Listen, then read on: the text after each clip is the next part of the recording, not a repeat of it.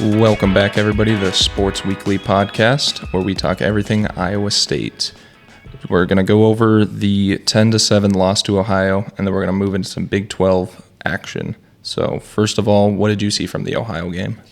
Really, and I mean, we've kind of talked about this, and it's something that, a lot of the fans have talked about as well. Is it really seemed like it was a game that the Cyclones expected to win, and that, obviously it had the illness and everything that we'll talk more in depth about later, but it really just seemed like more of the same stuff that we've both seen out of both games. Defense playing really good ball, and the offense just still really struggling to put together a complete game. Yeah, and they talked about that a little bit. Becht after the game said, they just kind of went into this thinking they could, play the same as they did against Iowa, same as they did against UNI, but that wasn't the case. They found themselves, knotted up at halftime and down in the third quarter. So, once their backs were against the wall, I think they were just kind of scrambling to try to get something going. And when nothing was working, it was too little too late. Right, and they just really could not move that chains in the first half. They go into halftime 0-0. Like I said, defense playing great, but the offense really just could not get anything, and a lot of that is the run game that has been really silent throughout these first three games. Yeah, and I think, we saw that in the first 2 weeks as well, that the run game was not great. I don't think it's really too much on the running backs. I think they have talent there. We've seen some flashes of really good runs from, Cartavius Norton, from Abu Sama, but it really seems like the offensive line might not be finding holes for them. So, I don't know. That seems like something that maybe as time goes on and they get more used to what Ryan Clanton's preaching, that maybe they'll, boost up and, start playing more aggressively. But it seems like at this point, it's almost like they're more talk than they are, action on the field. Right, and, we talk about that, the run blocking has been great, but, they gave up their first sack in this game against Ohio. So, from a pass blocking standpoint, they've been doing a really good job there. Beck's had a pretty good pocket, pretty good throwing pocket, and there were times in this game where Beck got out and he did a really great job running there. He's actually the leading rusher, but yeah, really just that run blocking has not been great, and something I've not really been impressed with, especially with how much gas they were getting in this offseason about Ryan Clanton coming in and kind of changing things. Yeah, they were preaching a bunch about, this violence that they're going to make other teams feel them. But that seems to be the case on pass blocking. As we've seen, Becht has had quite a bit of time in the pocket. He's been safe, been healthy. But when it comes to the run game, it just kind of seems like maybe, I don't know if it's maybe they aren't making the holes or they aren't defining them as well, but it seems like the running backs are more favoring going to the outside than trying to get vertical. Right, and this is a pretty veteran group of offensive linemen, so it's surprising to see this kind of lack of production out of them. But hopefully, it's something that they're able to clean up if they do want to establish that run game, because I think that we saw really against Ohio that Becht is capable of putting together a solid stat line. I mean, you can talk about the 2 interceptions if you want. Both of those just aren't really his fault, though. Yeah, 2 picks, you never really want to see it. But, you saw the last one there at the end, tipped ball, that's kind of, anybody's ball there. But I think he is making good decisions. He's playing efficient football. But I think maybe they aren't just letting him, do what he needs to do. I saw a stat with he's aired the ball out 10 times, and none of those have been turnover, passes.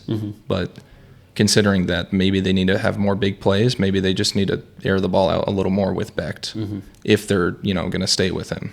Yeah, and really, going into this game, you would think that Iowa State would want to try that out. I mean, this is against Ohio, a team that, they knew that the defense was going to hold them to 10 or less points, and you see that happen, and it really just seemed like in that first half they did not want to take chances with Becht behind center.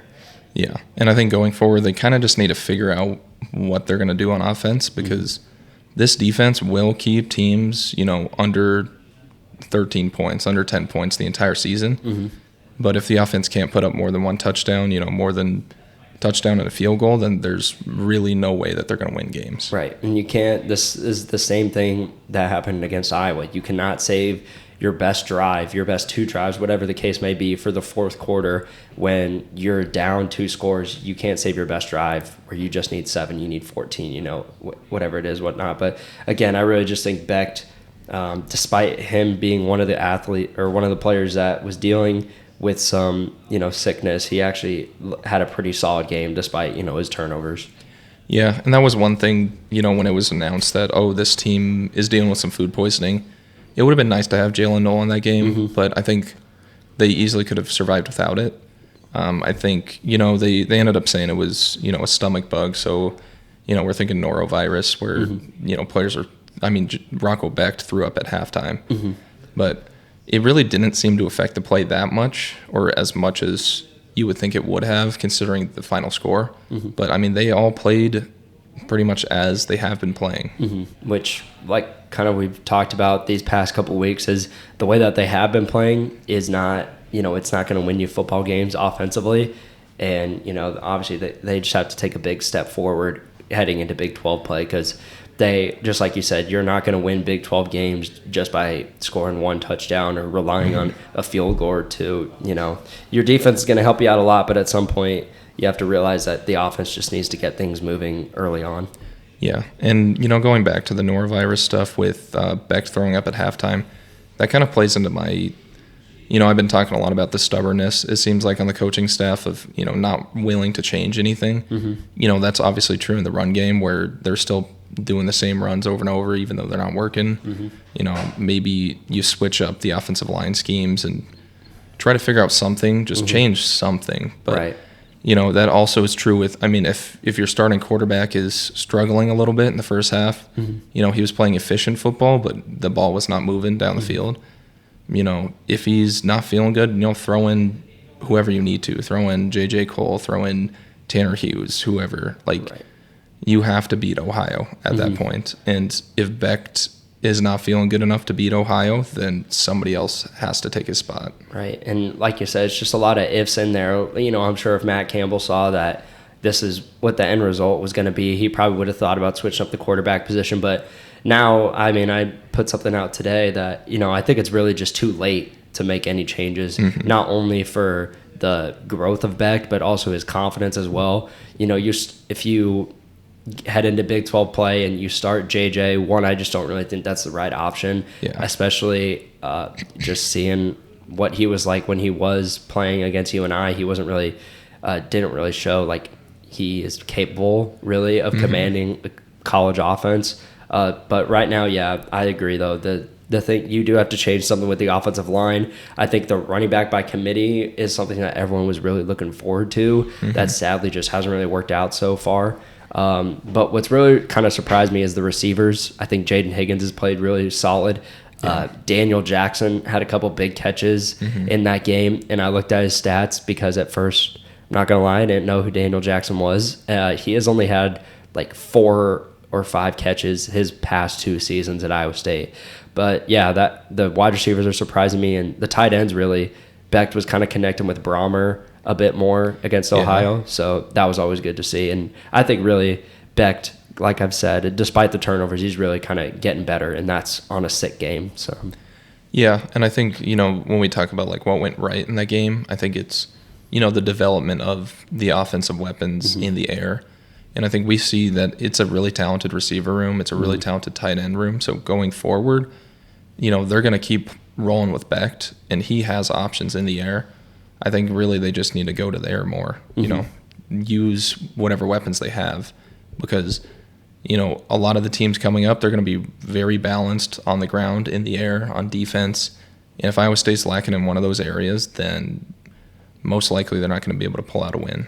Right. And I think this Oklahoma State game is going to be a real it'll tell us a lot more. I thought we said that going into the Ohio game, but really it was just more of the same. So there's not really to assess about that. But, if we see more of the same against Oklahoma State, then I'm not very confident in this team for Big 12 play, considering I think now, considering how Oklahoma State's played their first 3 games, this is a very winnable game for Iowa State. Yeah, and I think going a little back to the not the wide receivers, the quarterbacks. You talk about J.J. Cole. I think we were expecting to see him against Iowa, and we didn't, which, a little concerning. And then you have the game against Ohio where you still don't see him, which is supposed to be pretty much the last tester week before you get into Big 12 play, where, we're getting into crunch time here. I think at this point, they're going to roll with Rocco for the entire season if they can, because I don't know what's going on in practice, if maybe he is still very fresh, or if maybe his potential is a little bit too high for him to live up to. But it seems like J.J. Cole might not be the guy. So they're going to keep rolling with Becht, and, as Big 12 play comes up, Becht is going to be challenged quite a bit. So he either has to stay efficient or, this Iowa State team's going to struggle. And this is really, considering, you have to think about how Becht will play these next couple of games. But really, I don't think there's a good time to put in JJ until very late in the season. Okay, if Iowa State, goes through their Big 12 schedule, they've only won 1 or 2 Big 12 games, and you have Kansas State on that Thanksgiving weekend. I think that's okay. Maybe JJ's in there. I guess that's on the road too, but it's going to be really. I think it's really hard to think of any game where JJ gets the start unless Becht is just goes real south real fast. Yeah, and maybe that does happen, but I don't really see that as a likely capability, especially since we kind of saw something similar play out with Hunter Deckers, where he was struggling quite a bit through the Big 12 season, but Campbell trusts in his starting quarterback, so he's going to keep Becht as the starting back, right? Starting QB. I think going a little bit more into this Ohio game, probably want to talk about the frustrations of the loss. It seems like this is not a game that they wanted to lose or that they really could afford to lose. And losing it, you kind of saw some heated moments from all the fans, anybody watching it, just anybody around Iowa State at the time.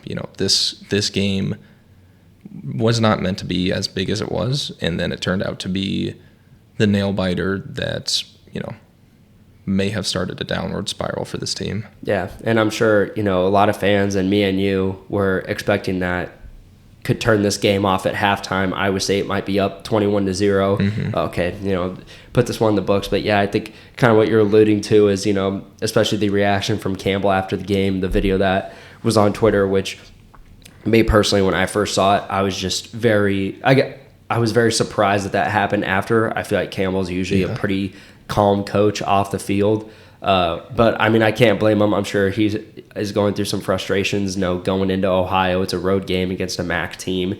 You're expecting to win, and just hearing stuff like that, like people calling for your job, just definitely. It's the frustration with the game, and then also just everything that comes with it afterwards as well. Yeah, especially with him, being in the MAC conference and coaching a lot of success in that conference, for him to go back to a stadium he's been in before and lose with a team that is frankly better than the other teams he's coached, it probably did sting quite a bit, because, that is a game that you kind of wanted to pencil in before, just, this is a win. And then you go in there and you get beaten like this. And then you have, your fans who are, pretty tried and true. They're pretty, loyal, but they're calling for your job afterwards. Yeah, you're going to get heated, and you kind of showed that side of him. Right. And, from what we heard in the press conference, he kind of, wanted to move past that, which I can totally understand. I'm sure afterwards he, you see the video online and that's circling around, especially, people saying that he's on the hot seat and whatnot. But, hopefully it's just something that, it's not a big deal. I don't think it's personally a big deal. It's just something that I was a little surprised from, especially from Coach Campbell, who seems pretty, on the field. We've seen his fair share of freak outs about, targeting calls, whatever the case may be. But no, I think it's just, emotions getting high, obviously. And, you wanted to go in and get that win. And obviously you lose like that, like you were saying. And, it's just disappointing, not only to the players, but obviously the coach. Yeah, and he is a very, calm person. He's pretty good in front of, maybe like keeping composure, keeping himself down. But, I think maybe, it was just like everything kind of welled up at that point, and he knew it. He said in the press conference, he let his emotions get the better of him, and that was not the response he wanted to have, and he'll be better. So I think this is probably a very rare Matt Campbell thing that we're going to see. This is not going to be the norm. He's handled plenty of rough losses in his time at Iowa State, so this is definitely one of those like one-off things. No, yeah, I agree. And just like you said, something he's probably just trying to move past, and it's really just a fluke incident from Matt Campbell. Yeah. And then kind of summing up the Ohio game, one thing I wanted to talk about is just Ohio actually looked pretty good. And maybe that was Iowa State making them look better than they are. But, Campbell going into the game was hyping up Ohio. He was, talking about Curtis Rourke and saying how good he is. And they kind of lived up to the hype, even though, we kind of counted them out saying, they came to Ames last year and just got completely whooped. But, this year they held their ground on their home turf. And, that defense looked good. The offense was moving against Iowa State's defense, who is, very good. So, I guess, what did you see from them? Rourke, when you look at the passing stats, really 16 for 32, 135 yards in that touchdown. From passing standpoint, I wouldn't say he looked that great. Yeah. He did a decent job dicing up, getting the completion where he needed. But from a running perspective, he did a great job of getting out of the pocket, which is a little alarming to me. But now that I think about it more, Iowa State defenses are more... They pride themselves more on, or at least these last couple of years, locking down the skies. You can get some big runs on them for sure, but really I think the big thing that they focus on is linebackers and defensive backs. Really, when you look at them, they play a lot of 3-3-5, 3 defensive linemen, 3 linebackers, 5 DBs. So like I said, just really locking up the skies. So it is a little alarming that these first 3 games, Iowa State, the defensive line hasn't really been making a big impact. But, like you were saying, they honestly did play really solid offensively. And, obviously their defense just, like we said, the offensive line gave up a lot of opportunities. So defensively, they actually did play pretty solid for at least the first 3 quarters. Yeah, and they were driving the ball down the field for a good chunk of that game. They also had a missed field goal there in the first half. But I think... I don't know if I want to say it's a little concerning for the Iowa State defense to be giving up like this many first downs or this many big plays, but especially to like this Ohio offense. Yeah. But as we go forward, we're going to see more really tough ground games against some of these Big 12 opponents where maybe this is a game where they see some of those cracks early and they can fix them before it actually becomes a problem. Right. And I would say it is a little bit concerning that they were able to, I would say they gave up a lot of plays. They didn't really give up that many yards. But really, when you think about it, they've held their 3 opponents to 9 points, really 13 points against Iowa, and then now 10 points. So I think it's just the narrative that we've always said is that they're a bend but don't break defense. They are going to give up some yards every now and then, but really they've done a great job in that red zone. Which is something that I really want to see more from Iowa State. Obviously, they haven't had a lot of drives that get into the red zone, but I want to see more of what they have for red zone play calling, especially with Nate Scheelhaas as the new offensive coordinator. I feel like that's an aspect that Iowa State hasn't really been able to flesh out a lot. Yeah, especially last season, there were plenty of struggles in the red zone where, you're looking at like, oh, this is, they have 3 plays at the 2-yard line. They should get a touchdown here. And then, they turn the ball over on downs. Like, I think with Nate Scheelhaas, he brings a lot of creativity to this team where hopefully when we get down to the red zone, and we see him playing, like, or at least calling his plays, we might actually see some more scores go in. But at this point, it seems like the drives that get down to the red zone are, once or twice a game. Right. And, like you said, just got to get that the whole part of getting into the red zone more consistently is just having a more consistent offense overall, which really just these first 3 games has just not been there. They just haven't been able to be very consistent offensively throughout the first, 3 games and 4 when you look at each quarter, it really just comes down to that fourth quarter when they try and do all their like big plays. And, it's good to see that, obviously they have been able to put points on the board every single time, especially against Ohio. At the end of the game I was like, okay, Iowa State's probably going to lose this, but you got to score points at least. But yeah, it's just all about getting a consistent offense, and I really just want to see the run game develop even more. Yeah, and I think that's one thing with the run game is that all those guys in there are just so young that they have so much room to grow, and the potential is crazy in the run game, where I just kind of hope that the offensive line room kind of bolsters themselves up a bit to the point where they can actually let the running back shine, because if we start seeing more Abu Sama like breakout runs, we start seeing Norton bounce off guys and make 15-yard runs with ease, like that run game is going to complement Becht well enough where he actually has more opportunities to air the ball out, and the offense will actually be moving. But at this point, since we haven't seen it, and we haven't really seen them almost take any strides at all to improve in that area, I'm just kind of like, wary to say that, yeah, it's going to get better. Right. And it's really just about getting those plays right up the middle, because I think Cartavius, the more that I've seen of him, he is a big back. Despite, what you might see from his size, I think he does make up for his size in his playmaking. And with Sama, he seems like a very horizontal runner where you can rely on Cartavius for the vertical running. But I would also like to see, I think I've heard that Eli Sanders is hurt. Yeah. So, obviously if he gets healthy, Carson Hansen he got one carry. So that was kind of interesting to see. But yeah, really, it is good to see that they are relying a little bit more on Sama and Norton to make these plays. But again, they've just forced them to make bigger plays than they need to, and it's making their job a lot harder as, just like you said, young running backs in this system. And they have so much versatility in that running back room that they should have just plenty of options. I mean, yeah, Eli Sanders being hurt, when we see him back on the field, they'll have plenty of options at that point.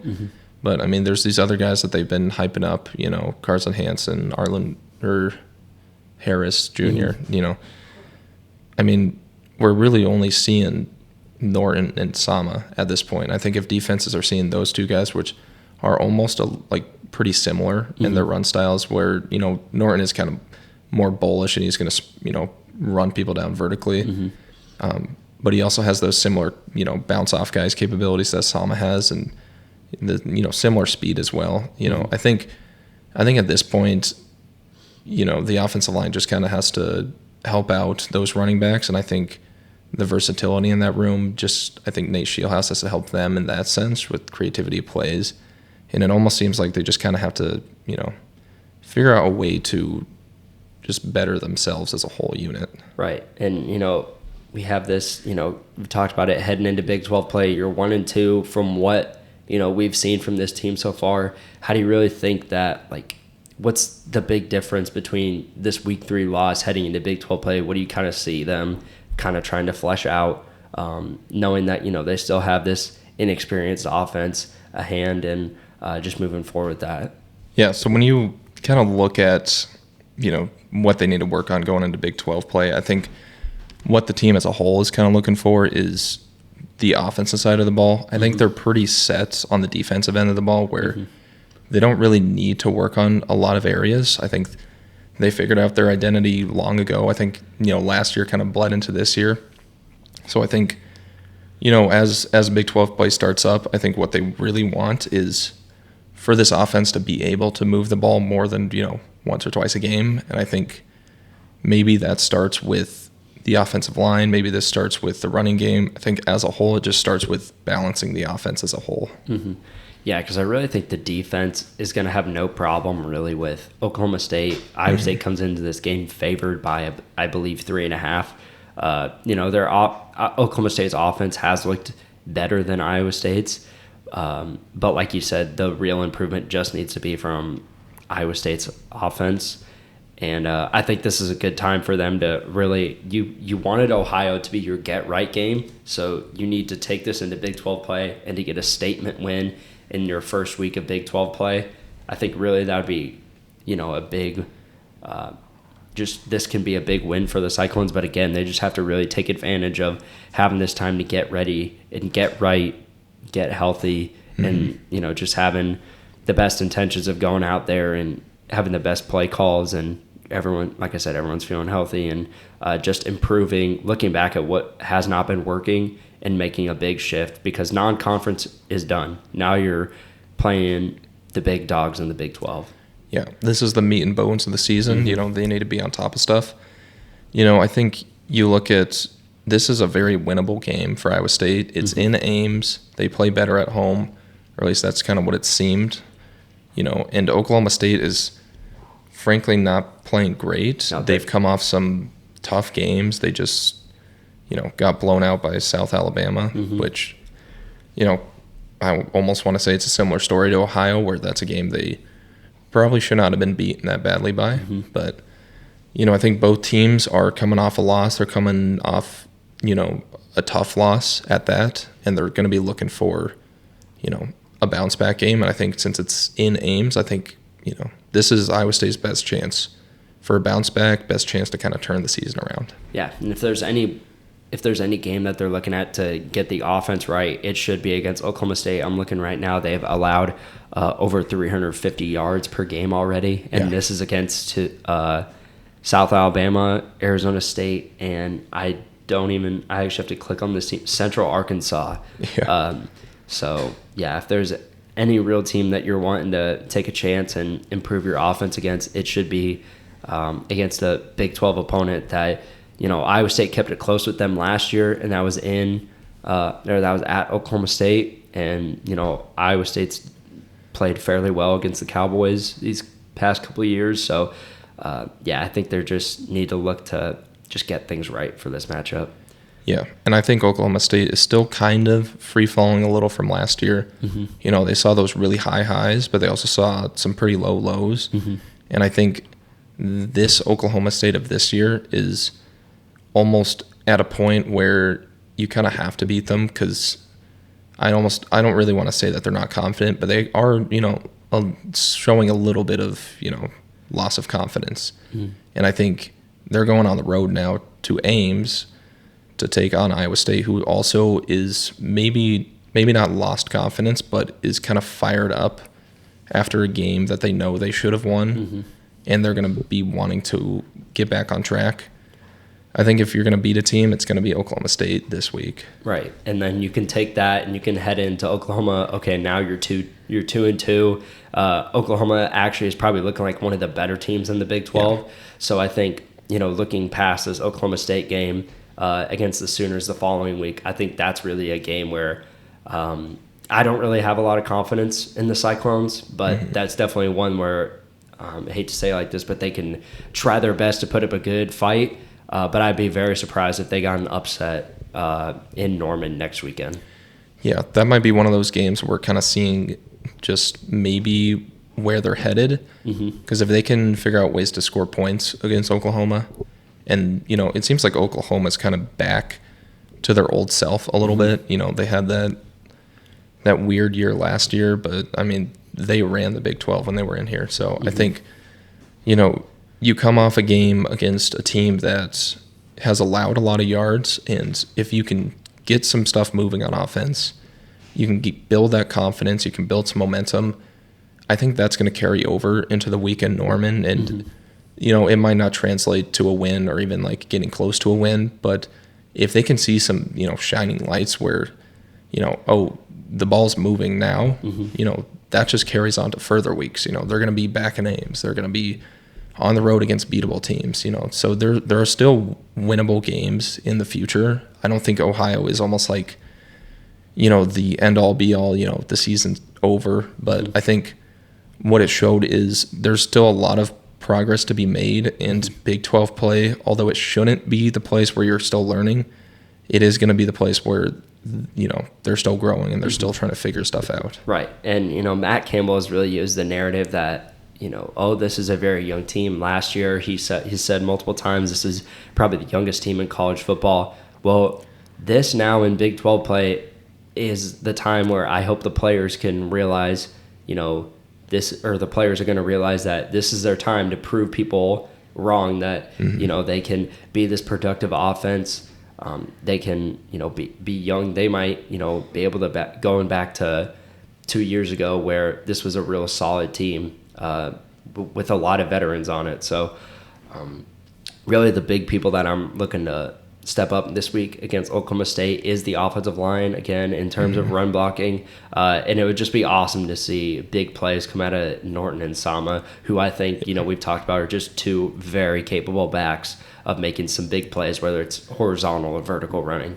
Yeah, and you talk about people that need to step up. I honestly think that Ryan Clanton is one that I want to see step up. And, it's kind of weird. He's not a player, but I think – you look at the offensive line and you look at how maybe hungry they are to have success and, show that they're violent and they can play aggressive.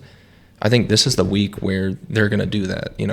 I think if anybody's going to step up, as you said, it's going to be the offensive line. And, that kind of starts at the top, and that starts with Clanton. Right. And I think some of these, like with Clanton, it might be that going from UNI to Iowa State, there's a lot more eyes on him in Ames, when you're UNI, you don't play Iowa every year. You aren't expected to always beat teams like Ohio.